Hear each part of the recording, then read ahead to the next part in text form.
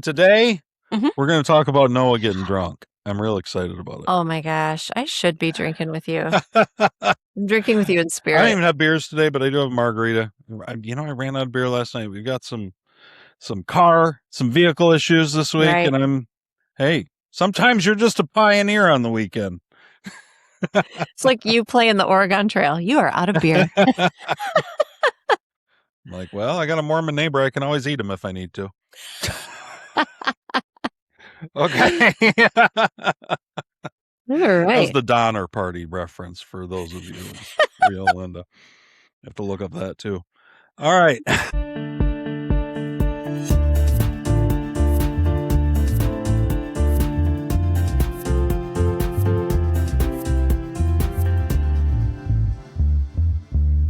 Welcome, everyone, to Beers with Jesus on Todd's World. I'm Todd. Carrie's with me. Hello. And we're back. You probably maybe you thought something untoward had happened with us. Maybe we drowned in a flood. We disappeared for 3 weeks, but we're back. Sorry. We tend to do that in July. And, if I was a more responsible host, I would kind of plan that out and let everybody know, but life just happens to me. So I don't know. I just thought we'd do one, and we did. We were going to do Beers with Jesus, and we were all set to do it. This very passage, Genesis 9, and my sister and brother-in-law came over. I didn't know they were coming over to visit. They brought adult beverages with them, and I said, Carrie, I got a drink.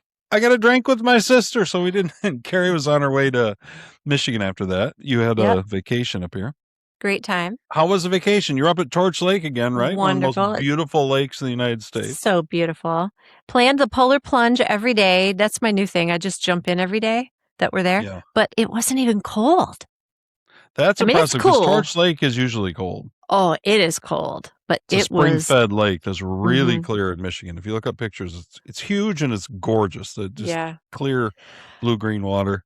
But it's so cold usually. But it was not a polar plunge at all. So I can't, I don't really have bragging rights on that. And you got some wildfire smoke, some Canadian wildfire smoke. We still had fun. We played cribbage and watched movies. And were you worried about being outside? Were you like, oh God, it's been 2 hours. I've smoked a cigarette. Well, we went. That's how a lot of people were being. Well, we went on a boat ride with the neighbor who needed to run his boat for a little bit. So we hopped in and rode down to the what's called the sandbar. Yeah. And I think we were out for maybe an hour, but I'd say, halfway through it, my eyes started like burning and my throat was scratchy. It was like, you could feel it. It was really bad. Yeah, it was rough. I mean, you could look at the sun. Yeah. And the sun was like hazy orange. Yeah. It was wild. Yeah.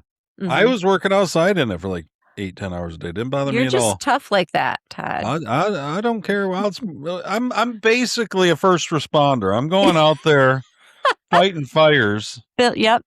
To help people building with their stuff. Home remodels. Home remodels. You're remodeling the homes before they're engulfed in flames. First responder. I feel bad for Canada. And how's it going up there now? I don't know. I think I just saw another report that said they're getting ready for another swath this next week. So when this drops on Wednesday, another big swath I think will cover most of the eastern, Midwest and Eastern. Kind of blows east, and they're so I don't know how bad it gets out there in New York and stuff. But anyway, it's fun. Well, stay healthy, everyone. So we were gone for a few weeks. Carrie got her vacation in. We got stuff done. It was a good time. Yeah. So good break. And now we're back at it. We missed you. Yep. I did. I missed everybody. Missed doing Beers with Jesus. We did we also do the Wildly Opinionated News Hour. So that drops on Tuesdays every other week, but we did one this week. So there's a new one sitting there. So if you're tuning in after beers, you may want to listen to news too. It's fun. Definitely. Different shows, but a lot of fun. We did some good catching up yesterday. Yeah. And then on this show, we just go through the stories of the Bible. Pretty basic. We don't preach at you. And there's a lot of that out there. I reckon you can find somebody to preach at you if you want. Yeah. Yeah, you can. If it's not just like your mom or your brother or your sister. And online, you could just cover your eyes and go like this and find somebody to preach at you. Yeah, we don't do that. We just kind of go through the Bible, the stories. So we take it about a chapter at a time. We've been going through Genesis, Noah and the flood. And for our purposes, we take the story as it's presented. We don't spend a bunch of time saying, well, science says it's never going to happen. Again, there's plenty of podcasts where that happens. And if that's what you're after, it's a little different kind of show. You're welcome to it. We go after the stories. We assume the stories are true, and we explore the stories. And the goal being to kind of get a feel for the larger story of God and of the Bible and of Jesus. Yeah. That sound fair, Carrie? Well said. I was going to say we're not preachers and we're not scientists. We're not biologists like Katanji. We are just just appreciators of God's word. That's right. It's fun. Yeah. We're different. Carrie's Catholic. Who knows what I am? I'm just a Christian, guys. You're I'm something. the pure essence of a follower of Jesus. You are something. Yeah.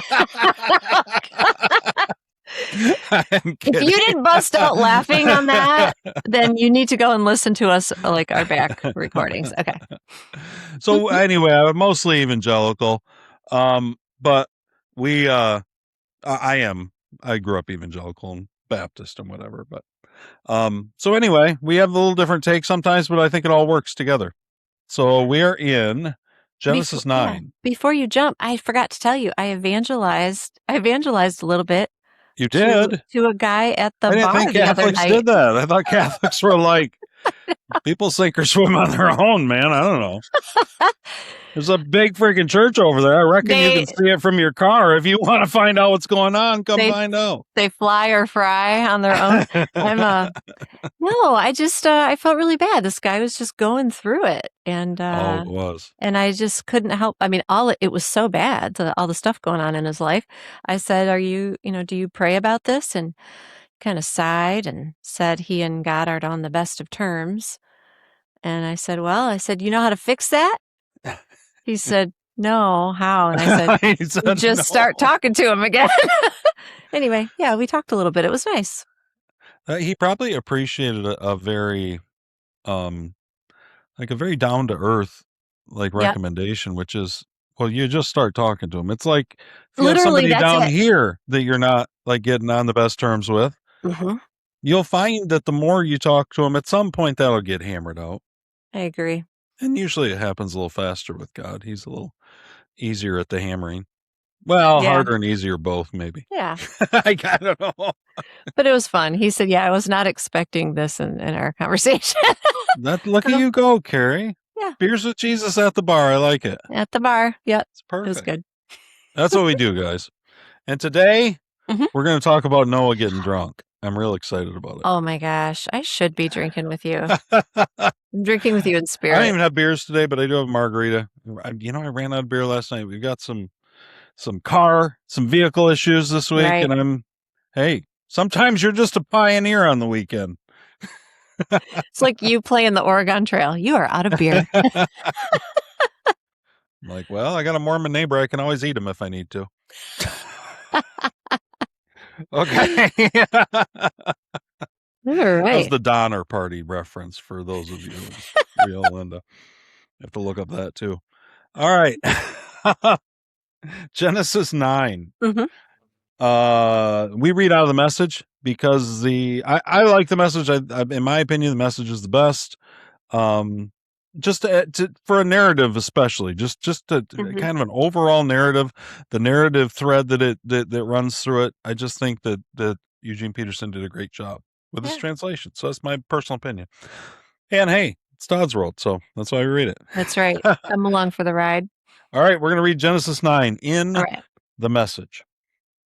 God blessed Noah and his sons. He said, prosper, reproduce, fill the earth. Every living creature, birds, animals, and fish will fall under your spell and be afraid of you. You're responsible for them.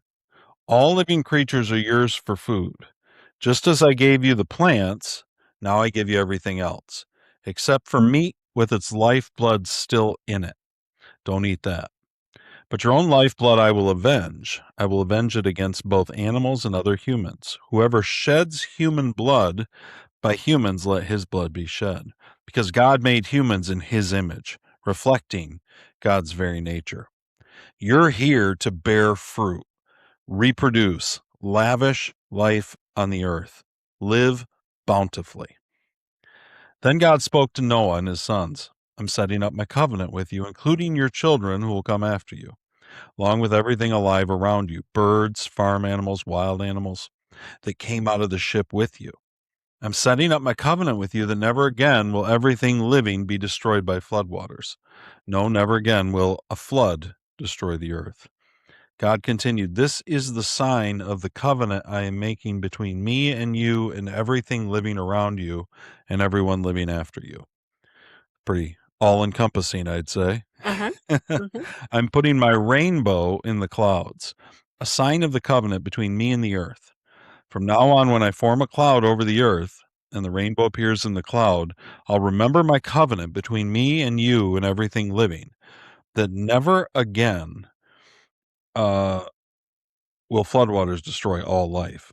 When the rainbow appears in the cloud, I'll see it and remember the eternal covenant between God and everything living, every last living creature on earth. And God said, this is the sign of the covenant that I've set up between me and everything living on the earth. The sons of Noah who came out of the ship were Shem, Ham, and Japheth. Ham was the father of Canaan. These are the three sons of Noah. From these three, the whole earth was populated. Noah, a farmer, was the first to plant a vineyard. He drank from its wine, got drunk, and passed out, naked in his tent. Ham, the father of Canaan, saw that his father was naked and told his two brothers who were outside the tent. Shem and Japheth took a cloak, held it between them from their shoulders, walked backward, and covered their father's nakedness, keeping their faces turned away so they did not see their father's exposed body. When Noah woke up with his hangover, he learned what his youngest son had done. He said, "Cursed be Canaan, a slave of slaves, a slave to his brothers. Blessed be God, the God of Shem, but Canaan shall be his slave."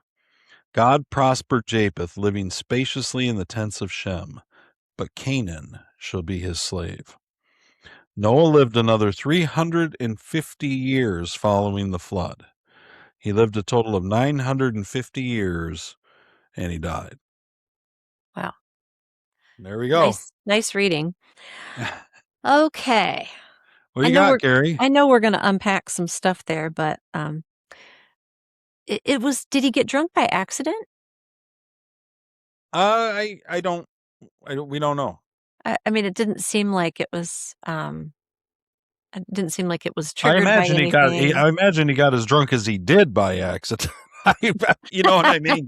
Right. I reckon he didn't set out to have the hangover he had the next morning. Right. Just just interesting. He was the first to plant a vineyard. Okay. Yeah. So it was just really maybe that's like a sign of the potency of the vineyard, like the abundance. Yeah. Maybe, like the richness of the new earth. Well, certainly there would have been changes in the environment and no matter how you look at it, this is within the first few years out of the boat. And certainly Noah's the batches of wine and winemaking probably very wildly at that point. He's trying to dial it in. You know what I mean? Right. And my guess would be ran into the same thing probably with crops and learning, just kind of relearning this new earth and what we're dealing with and what works and what doesn't and what works best and how to rotate things and you know what I mean? The whole thing. So, I assume that, he didn't set out to get probably this liquored up.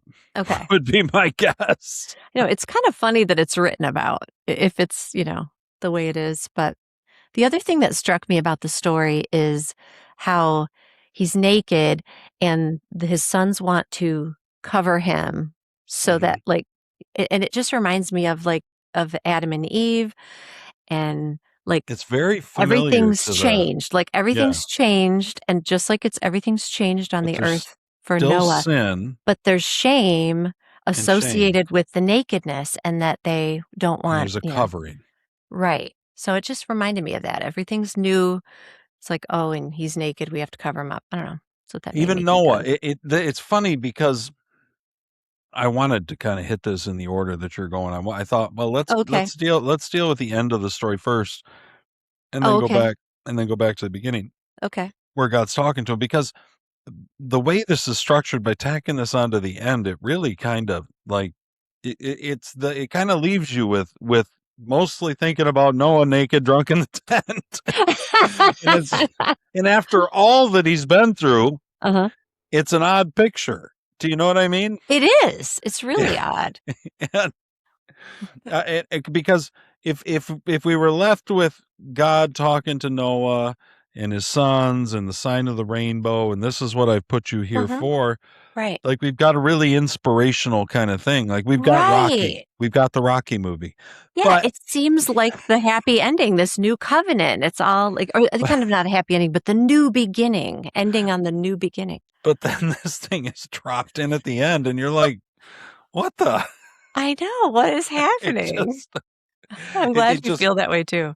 it feels like, well, what is going on, you know? I know. Why is he cursing his grandson? Yeah. And certainly that's the other thing, is the way that it's presented. Mm-hmm. It doesn't it feels out of proportion. We sometimes run into things like that in the Bible, where the way the story's told, like the curse or the punishment that then is given, just seems out of proportion. And my guess is that when we run into those things, we're not picking up some of the seriousness of the story that either we're meant to, or that's hiding in there or something. Do you know what I mean? Mm-hmm. Yeah, I don't think this is just a hangover speaking. Like Noah's grouchy the next day and he No, decides to curse. I Like don't there's I don't definitely think so either. something. It's almost like you wonder if something was lost in the story, that this was written and there was a piece lost. What do you think?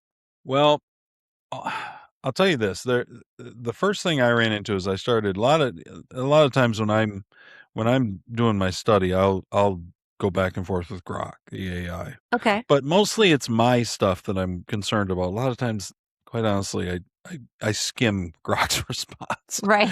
But as a writer, I'm writing out where I'm at, and then Mhm. Grok will give me some pushback.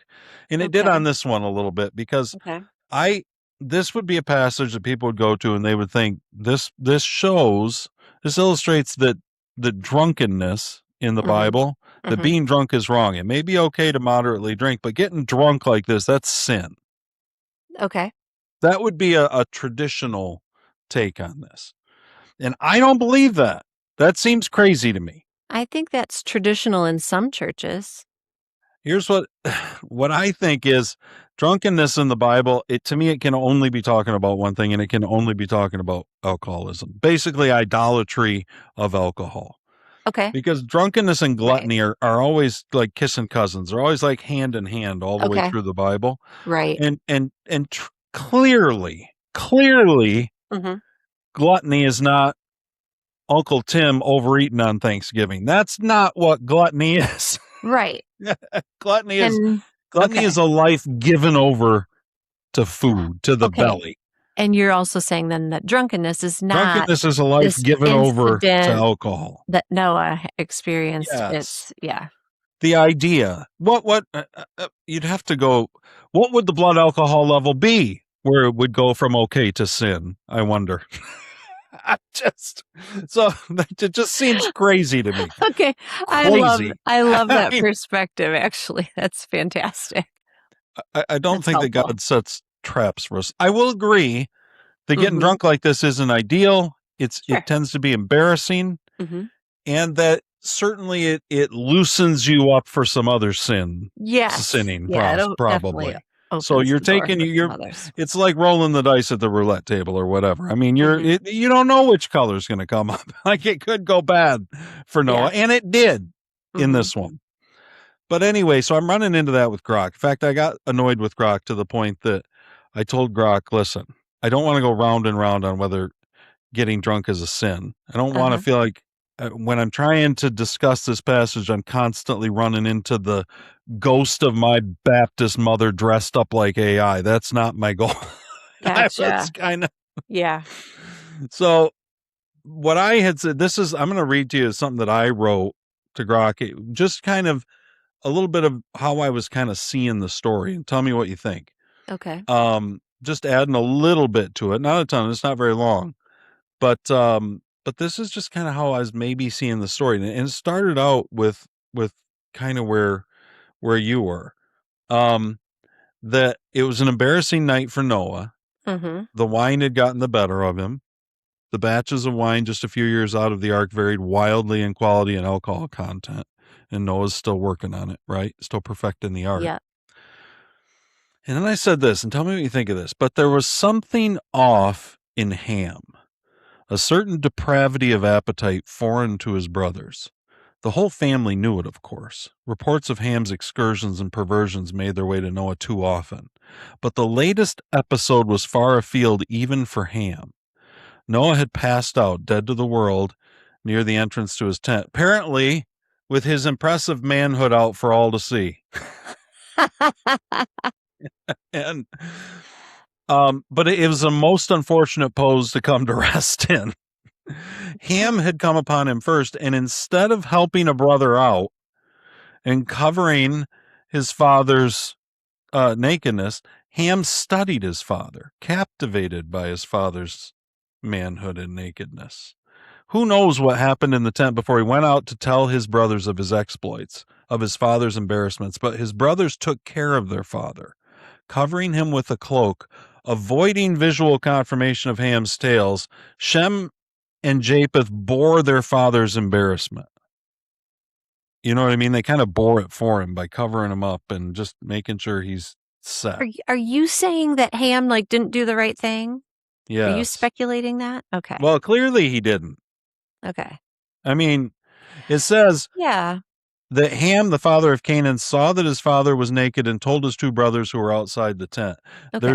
There's histories that, and this is who knows? Speculation. There's speculation throughout the history of Mm-hmm. of theologians on this text, or of commentaries on this text, Mm-hmm. that there was more going on than what than just what we're seeing. That Okay. possibly there could have been some kind of assault or some kind of, who What? knows, could be This anything. seems very far-fetched, but okay. Well, you got to think though, because you got to find a way to match Noah cursed his own son and grandson. Right.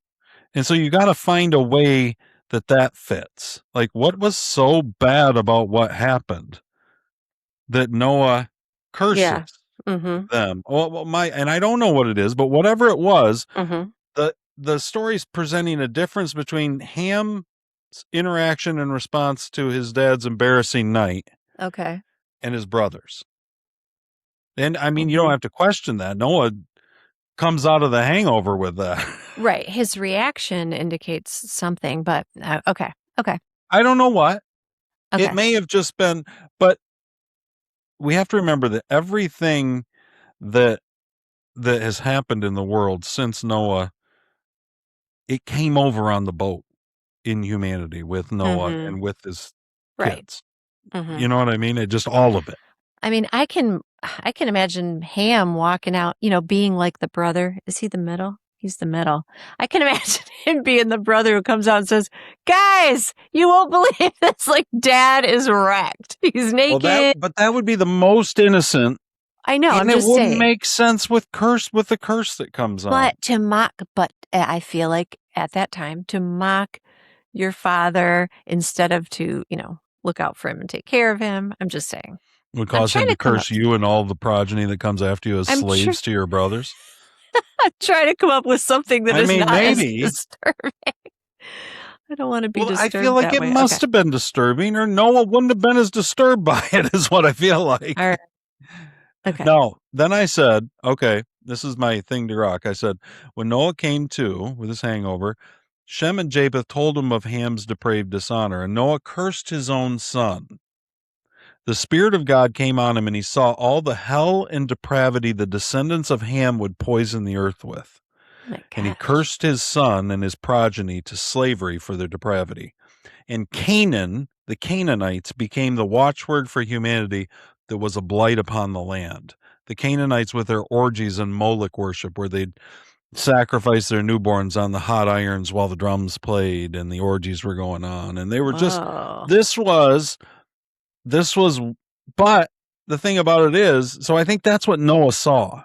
I think Noah had a prophetic gift of sorts. And in that, whatever happened with Ham, in that it became bigger for Noah, and he began to see all that Ham and the lines of Ham, how depraved they would be.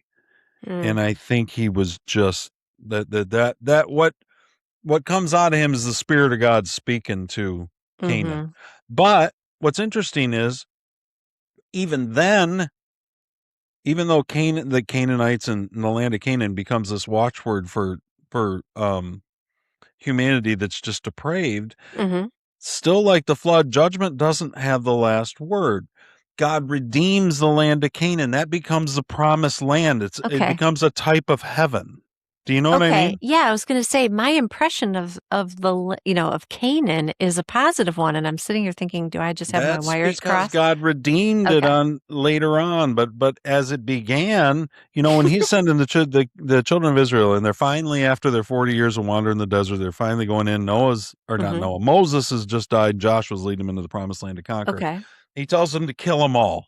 Don't leave anyone left, because if you leave any of the Canaanites left, you're going to intermarry with them, and you're going to pick up their practices, and you're going to be and you'll just be depraved just like them. And that's exactly what ended up happening. Continue all of the. Oh no, it did. It's exactly what happened. But It so makes anyway, it makes me wonder, Todd, if let's say Ham is not as righteous as his other sons. yeah. He would have known this before the flood. And I think so, yeah. It makes me wonder, and yeah, he was a grown man and had a family already. Yes. I think they all knew it about him. Right. So if that's the case, it makes me curious if Noah questioned at any point. This is us on Beers with Jesus just talking about like, hey, what if, and what do you think? Because I'm trying to imagine this in real life. Right. These are human beings, and it makes me wonder if Noah would have questioned, should Ham come along? Yeah, I think that probably entered his mind. Isn't that sad? It possibly did. I shouldn't say probably. Yeah. I think it possibly entered his mind, because I just can't believe a curse like this doesn't come out of nowhere. It doesn't seem like to me. I mean, unless it's raw prophecy and it's just the Spirit of God taking somebody over. But it doesn't really read that way. Okay. You know what I mean? Wow. But I think it's possible, at least. It's possible that God's coming down really hard on what Canaan is going to become. You know what I was taught? This is some crazy for you guys. Because in the King James version, it says something along the line of God darkened Ham's face when it refers to the curse. And it's not here. I think it's in the New Testament someplace. But anyway, it says God darkened Ham's face.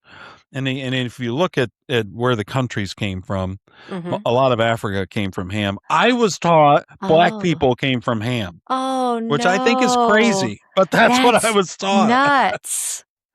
That's I think that's crazy. In the 80s and 90s? Although I do think that whatever, 80s. It seems like Shem was the father of the Jews. Okay. And maybe of a lot of the Middle Eastern kind of places, because Ishmael, Abraham's son, Abraham had other sons that weren't Isaac, that became great nations. And so you assume they're kind of all over the Middle East. And then Ham kind of in Africa, and then Japheth was kind of where we would come from, which would be like Europeans, Nordic, that kind of thing. Got it. So vaguely, I think that's where do Asians come from? I have no idea. I really have no idea. That's wild. Or at least, like the Far East. Okay.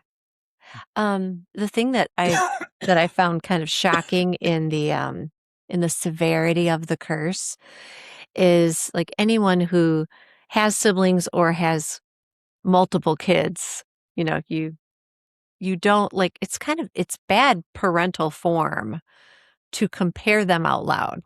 Mm-hmm. I mean, I believe that. And to tell him one's going to be a slave to the other? Well, yes, what I found shocking in this and like in its severity is that not only is he cursing Ham and his and everyone, who comes after him, but he's in the curse, blessing and praising his two brothers. Oh, it's Blessed be interesting. God, the God of Shem, God of Shem, He basically doesn't saying, really curse Ham. He curses Canaan, Ham's son. yeah, true. And but yet he compares prosper this Canaan brother, to Shem bless, and Japheth. right. It's weird. Yeah, you're It's right. just, anyway, it's wild.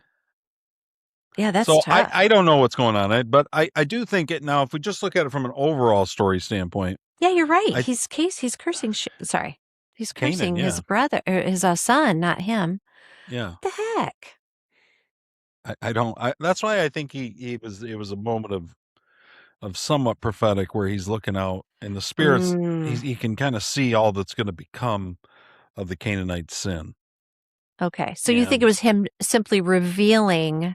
It wasn't like Noah's desire to speak this over this branch of his family tree. He was just revealing what. I think maybe God gave him a moment, a hangover moment of insight, awful. of spiritual insight, to be able to see all that this wickedness would become. And I think that he was a little, that it was the Spirit of God speaking through him. That's what I think. Okay. I don't know. That kind of fits this scene, in my opinion. Whatever happened or didn't happen with Ham in the tent, yeah, there was some wires crossed with Ham. Wow. And certainly he didn't care about his father's. I mean, the bigger thing here is that nobody's perfect. I mean, it's very, we will find that all through all the stories. Doesn't matter whether you're Old Testament or whether you're new, you're going to be like, man, these are a lot of flawed people that God chose for some reason. Super regular people. Like Noah seems amazing, and he builds this ark, and he's the only one in an entire sea of humanity that God approves of, and that becomes intimate with God. And the last story we have of him is on his back naked in his tent because he got drunk off wine. It just shows you that. And he curses his grandson and all of his that it's a mess. That the flood didn't change the underlying fact that humanity was kind of a mess and kind of broken. So now do we get to talk about the rainbow and the new covenant? Yeah, now we can switch. We're gonna do this in the right order. Yeah, no, we can do the beginning of 9, because I think the beginning of 9 is great. I do think it's good that God, we're left with what we're left with, and we don't forget that there's a frailty among people. So maybe we always keep our mind that, take heed lest you fall, right? That's what God tells the proud. So, but I think it's pretty awesome what God comes up with at the beginning.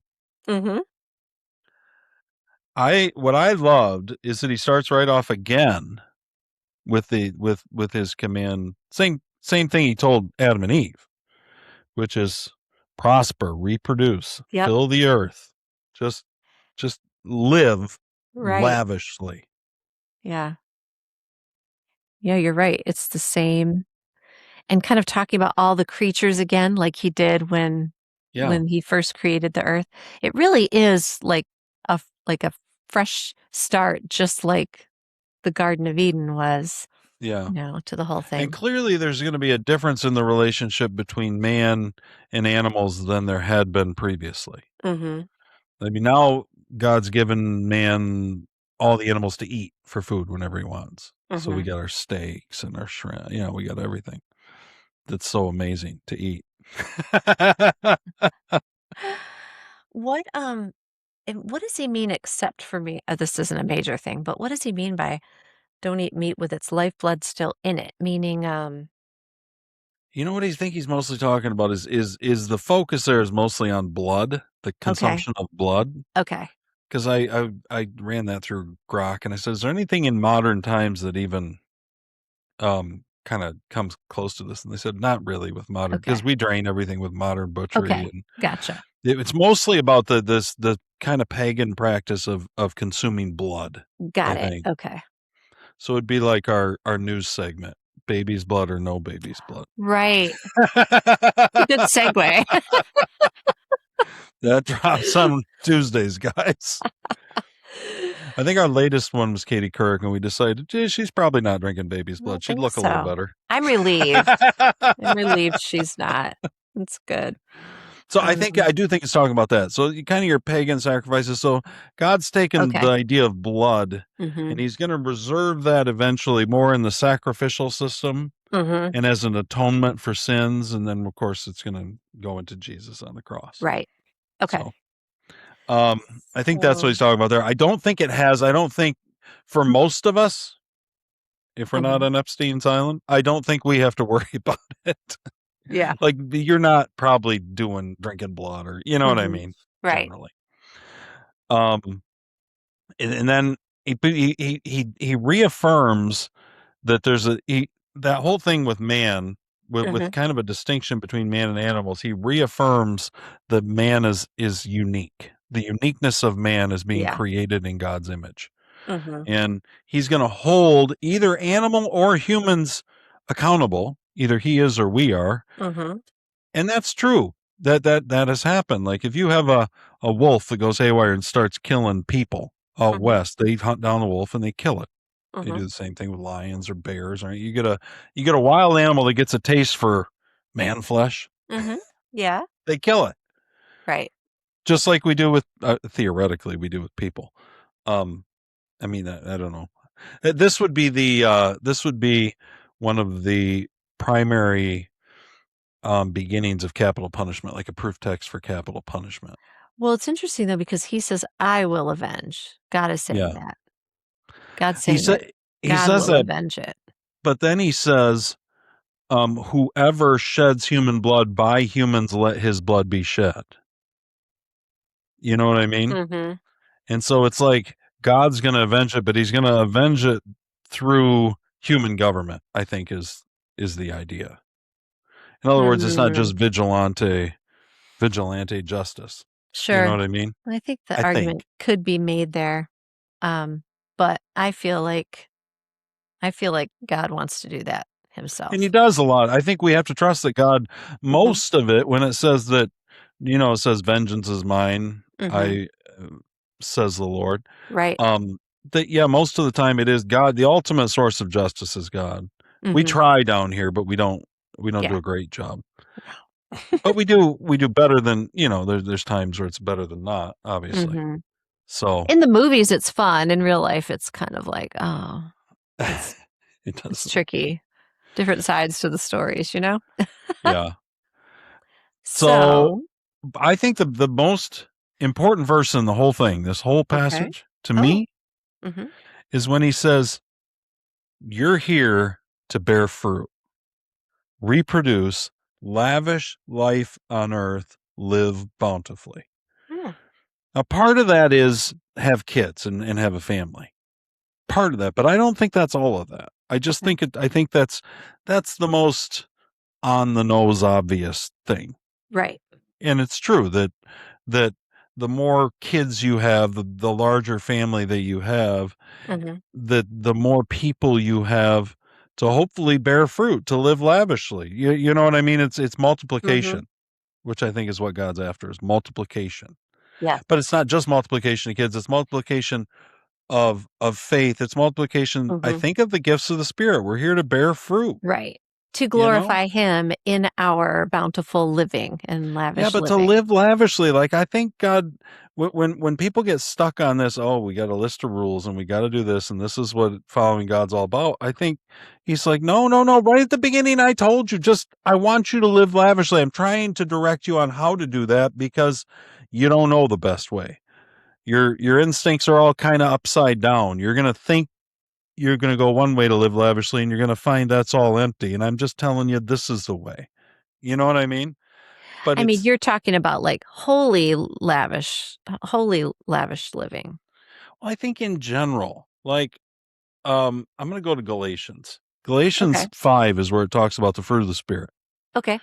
This is because most people are not used to the message, this is not going to sound like your typical fruit of the spirit passage. Okay. All right. But it's good. Mhm.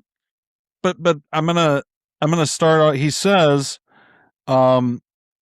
he says, but what happens when we live God's way? And he's comparing when you go after your own selfish ambitions. He gives a whole list, and he says, this is what happens. What kind of life develops out of trying to get your own way all the time? Mm. Repetitive, loveless, cheap sex, a stinking accumulation of mental and emotional garbage, frenzied and joyless grabs for happiness. Pretty on the nose. Mm-hmm. Trinket gods, magic show religion, Sunday show. Look at that. Sunday show. Eugene Peterson channeling me before I even said it. Wow. God works in mysterious ways. Paranoid loneliness, cutthroat Oh. competition, all consuming yet never satisfied wants, Oh, yeah. a brutal temper, an impotence to love or be loved, divided homes and divided lives, small-minded and lopsided pursuits, like Okay. golf or travel baseball. I'm just saying. These That's are what random it's talking examples. about. Okay. Travel If you do travel baseball, you're in sin. No, I'm just kidding. Your life is empty. The vicious habit of depersonalizing everyone into a rival. That sounds like American politics on steroids. Right. Uncontrolled and uncontrollable addictions. That's what makes me think that's what it's talking about, gluttony and drunkenness. Mhm. Ugly parodies of community. And then he says I could go on. So Paul's talking about that. And then this is his fruit of the Spirit. Okay. He says if you use your freedom this way, because before that he's talking about how we were made for a free life. And if you use your freedom to chase this road, you won't inherit God's kingdom. Like, that's not the way. That's Okay. not the direction. So then this is the fruit of the Spirit. That's not the kind of lavish that he's talking Right. about. Okay. That's only going to lead to emptiness. It's not like just looking for everything that you want Right. at that base level. Okay. So then he's going to tell us how to, in my opinion, this is God expanding on Genesis. Okay. Like thousands of years later, but he's given us, hey, this is how you live lavishly. Let me add a little more meat to the bone for you. Yeah. But what happens when we live God's way? He brings gifts into our lives, much the same way that fruit appears in an orchard. We've read this a few times. Things like affection for others, exuberance about life, serenity.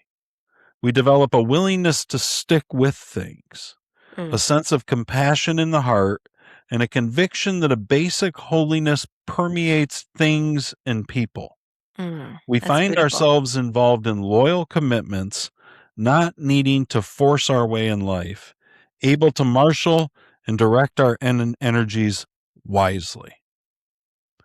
And I think that's like so good. Now, if you took your typical fruit of the Spirit passage, it'd be like joy, love, fruit. You know what I mean? And he expands on them a little, but it's the same thing.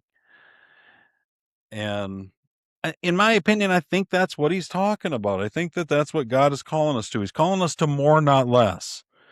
Even though it looks the opposite of that, because in our natural states, we want to pursue as much money as we can get and as much success as we can get. Yeah. And everything becomes hollow. Because the next thing we think, well, maybe I'll put my ladder against the next building. That'll be okay. And we keep finding it's hollow. And Jesus says, I've come to put everything upside down, right side up. Here's the problem. You don't know what you're doing. Like, I created you for way more than this. I created you to love, and you don't even know how to love because you're so consumed with yourself. And you can't even know how to love unless you first give yourself up to me and let me do some remodel work. Let me get you to where you can love. Where is that in Galatians? What chapter Galatians is that? 5. 5. Okay. I'm just going to mark this because I like that. The life of freedom. Nice. Yeah. So what do you think, Carrie? I think that is, well, I think that's a really powerful contrast that he's laid out.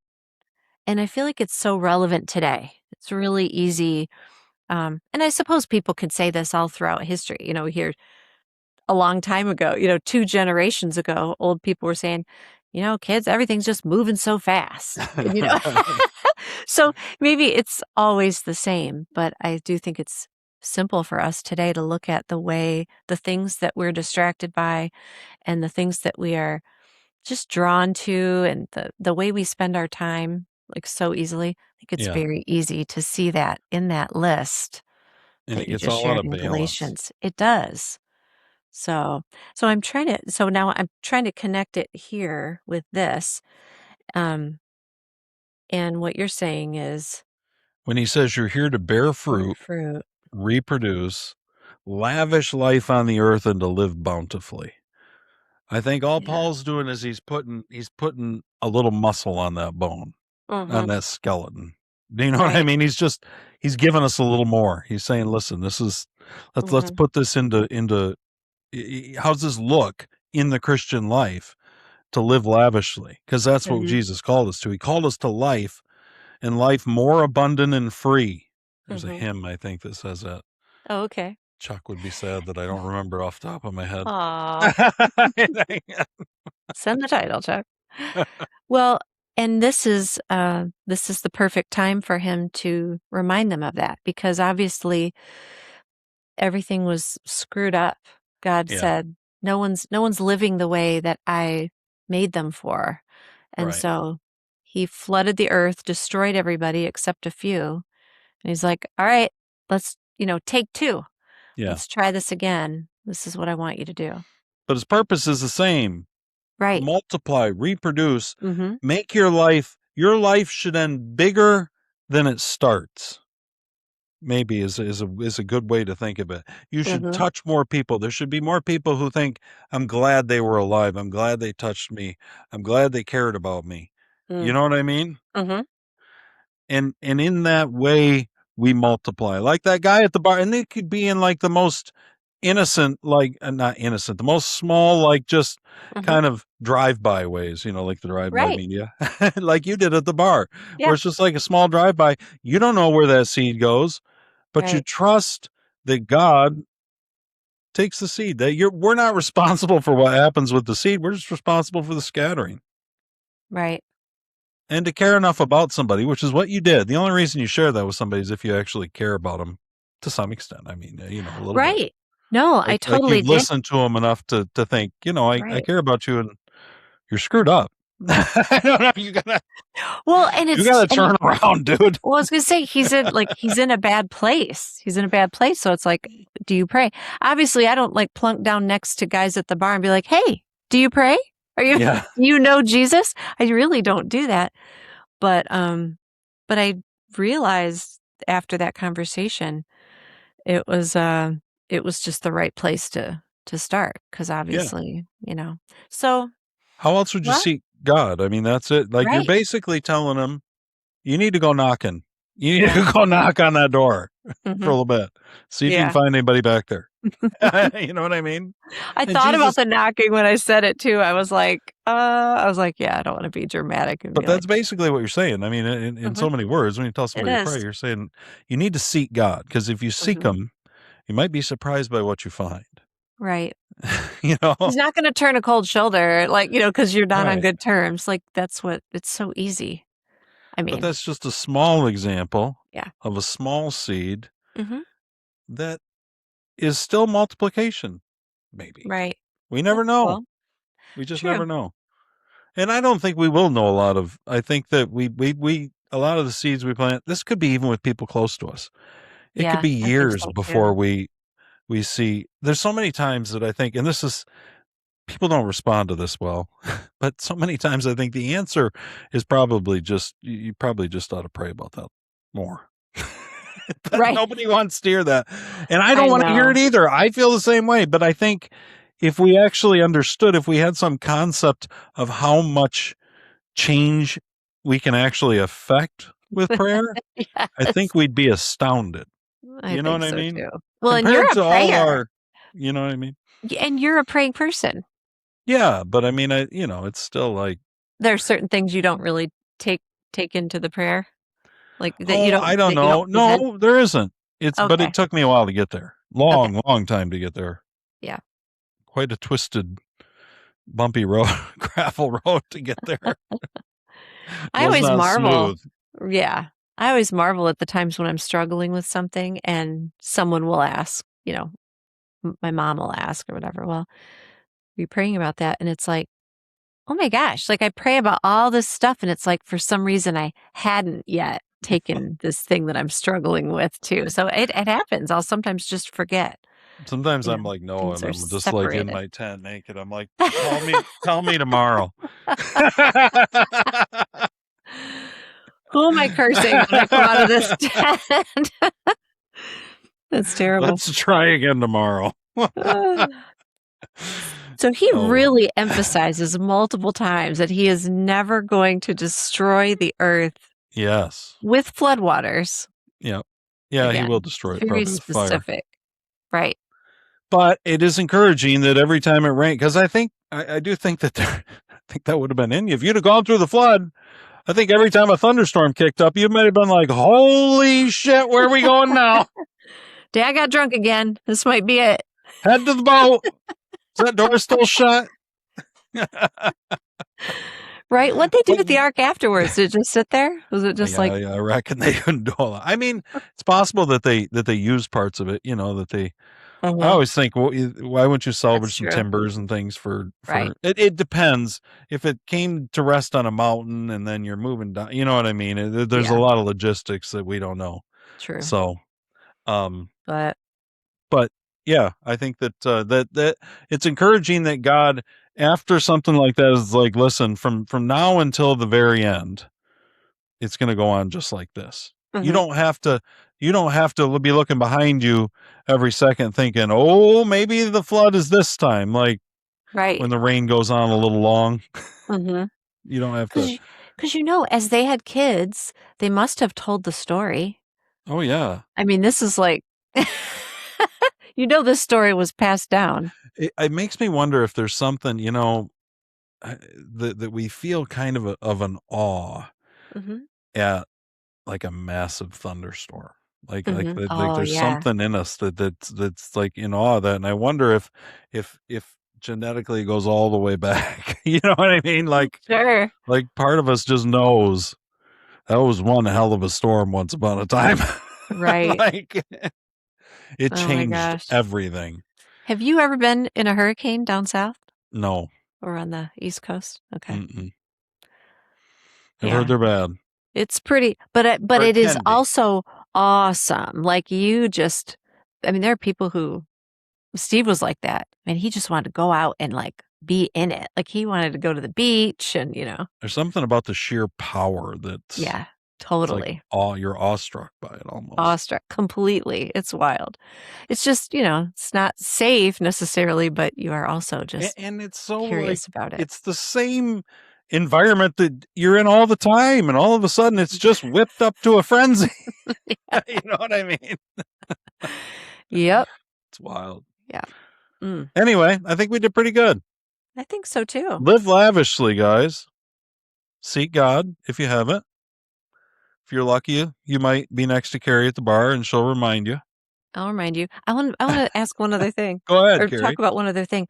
When he talks about the eternal, he keeps mentioning the eternal covenant between God and everything living, every last creature. Because you and I it's just come up so many times recently about salvation versus damnation. The eternal barbecue. Mm-hmm. And what's on the menu today? Yeah. And I couldn't help but think of those conversations when you read that. He says, he'll see the rainbow. I'll remember my covenant. Then he says, I'll see it and remember the eternal covenant between God. Yeah. Eternal. It's like that long ago. He was like, this is, I just think it's another example of God seeing all the way to the end that I think you're right.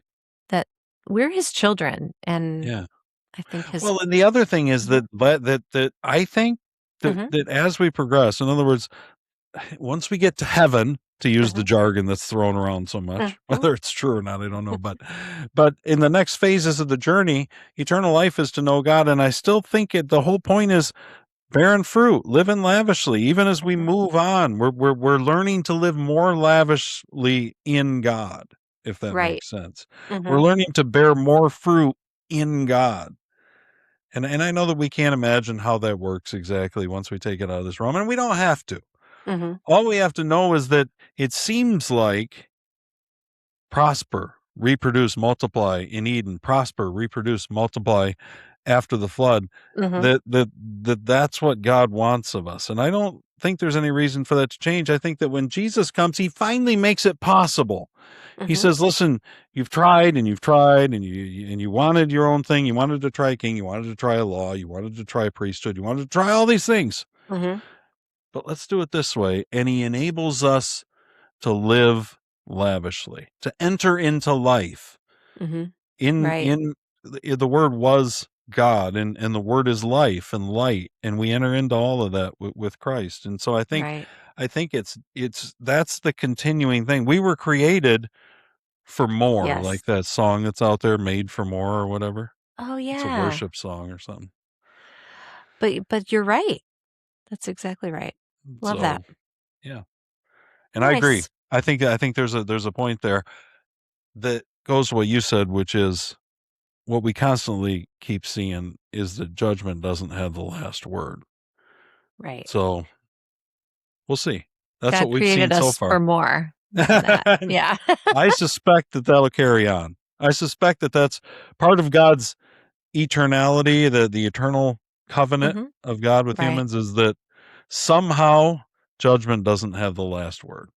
Somehow redemption does. Absolutely. Whatever that means. I don't know exactly what that means. I guess we'll leave that up to God, since he's the one doing both the judging and the redeeming. So we expect he knows what he's doing. Definitely. Awesome. All right, guys, listen, we'll be back next week. Next week, I'm excited because next week we're going to do the Tower of Babel. Oh, yay. And if we can work it out, I'd like to have a little bit of an ensemble. I'd like to maybe bring Cousin Trevor in and maybe Pastor Daryl and have a little bigger Beers with Jesus program maybe than we normally do. Might be a little longer if we have more people on. Is this the first that they are hearing that? No, I mentioned it to Trevor. I think I mentioned it to Pastor Daryl, but I can't remember. Okay. Well, that'll be really cool. We got to see if we can work out the logistics of all that. So, but the Tower of Babel would be next week, and I'm excited about it. Sounds good. We're gonna action-packed Genesis, Todd. I didn't even know. I think the Tower of Babel is a kind of a picture of human organization and institutionalism. I'll leave it at that for next week. Okay. We'll explore it more from there. Love it. Sounds good. All right, guys. Check out news if you haven't. Toddsworld.net is where all the books are. And you trust me, you'll love the books.